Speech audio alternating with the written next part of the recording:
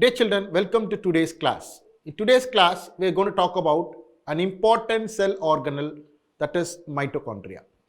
Our body, it requires a lot of energy.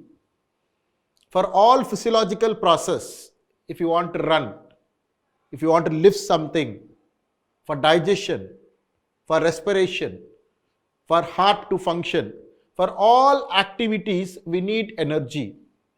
Do you know from where we get the energy? Yes, we get the energy from this particular organelle that is called as mitochondria. So this mitochondria, it is a cell organelle that is present in all eukaryotic organisms. So what do you mean by eukaryotic organisms?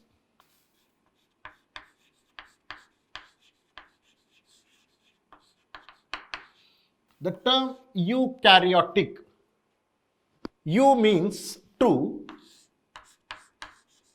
karyotic, it is derived from a Greek word karyon. Karyon means nucleus. Karyon means nucleus.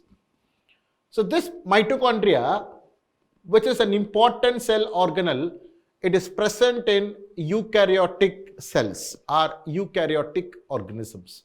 Eukaryotic organisms. So now let us learn about what is the typical structure of mitochondria and what are its important functions. If you observe here, this is a typical structure of mitochondria. In cells, there are thousands and thousands of mitochondria, it will be there throughout our body because we need that much of energy. So this mitochondria, it is a double membrane cell organelle. It's a double membrane cell organelle that is present in organisms. So you can see that the outer membrane. So the outer membrane, you can see it here. This is the outer membrane.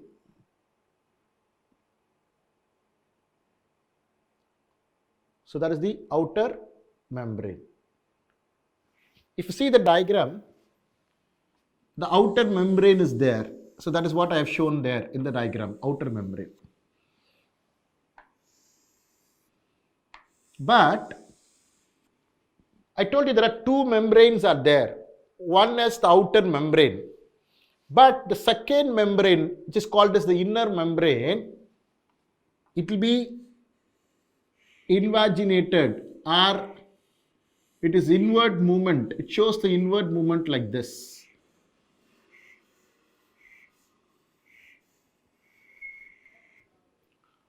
The outer membrane and the inner membrane. The inner membrane, it forms the inner foldings like this. You can see that inner foldings here. These inner foldings are called as cistae. The inner foldings are called as cistae. So these inner foldings that you can see it here, it is called as cistae. So the outer membrane is there, inner membrane is there. And apart from that, the mitochondria, it is a very important cell organelle because it is also known as semi-autonomous organelle. Semi-autonomous organelle. So what do you mean by semi-autonomous organelle? This mitochondria, it has its own DNA. So you can see that here, there is a DNA is there. This is the DNA. It also contains another cell organelle which is called ribosome. So ribosome is the cell organelle that is present in all organisms. In the primitive organisms as well as in the advanced organisms, you can see the ribosomes. So this mitochondria, the outer membrane, inner membrane, and the center region, the region that I'm just highlighting here, this region is called as the matrix. We call it as matrix. So this region, you can see that matrix, this is the matrix. So what is the speciality about the matrix? Matrix is the region where the energy is produced. The energy are produced in the form of ATP. ATP. Adenosine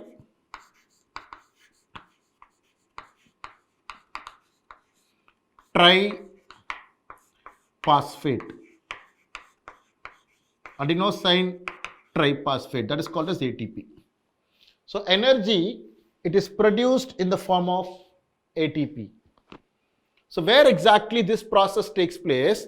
This process takes place in the matrix region. How?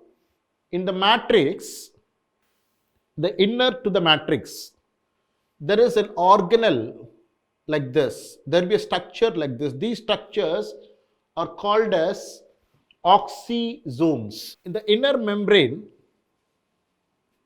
there will be a structure like this. So this structure, there will be a base.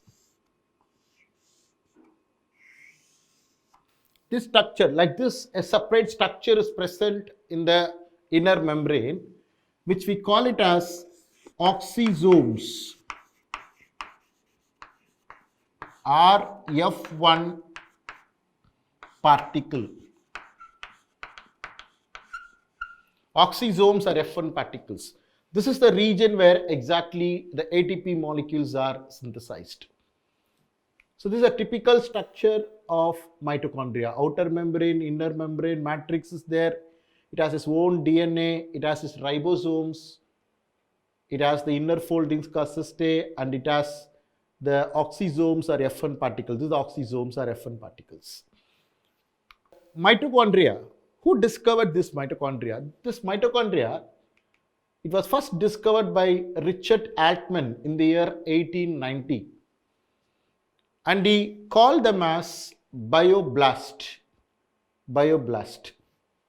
Later, in the year 1898, Carl Benda, he only coined the term mitochondria.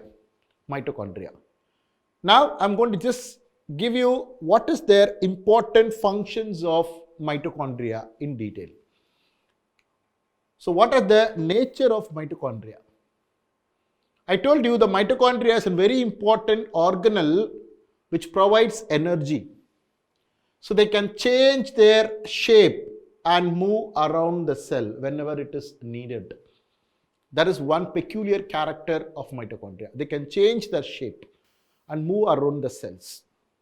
Next is, whenever there is a need of energy by the cell, whenever there is a need for energy by the cell, mitochondria being a semi-autonomous organelle, they can multiply on its own and increases more in number. So they can reproduce on their own, they can increase, they become larger and they can divide on its own. Whenever the cell does not require less energy, so what this mitochondria it will do, some of the mitochondria it will die or it will become inactive to balance the energy. So whenever energy is required, it increases in number. Whenever energy is not required, it will decrease in number. That is the nature of the mitochondria. So mitochondria, the other characteristics, the mitochondria produce different types of proteins. So mitochondria produce different types of proteins. So hundreds of different proteins are also formed by the mitochondria. Very, very important function about mitochondria. It is involved in cellular respiration. So what is this cellular respiration? When we take food, it will be stored in the form of glucose, C6H12O6. This is the glucose molecule. To the glucose molecule, oxygen is added. Oxygen is added to the glucose molecule. This process, we call it as oxidation of food.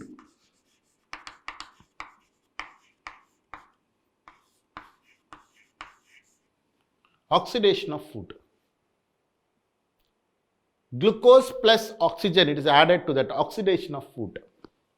So during this process, the byproducts are 6 molecules of carbon dioxide plus 6 molecules of water, and during this process, energy it is produced. This energy, it will be stored in the form of ATP. The whole process We call it as cellular respiration. This cellular respiration, it is carried in the mitochondria. That's why the mitochondria, it is a very important organelle because it provides energy for various physiological process that occurs in our body. I hope you have understood the concept why mitochondria is very important.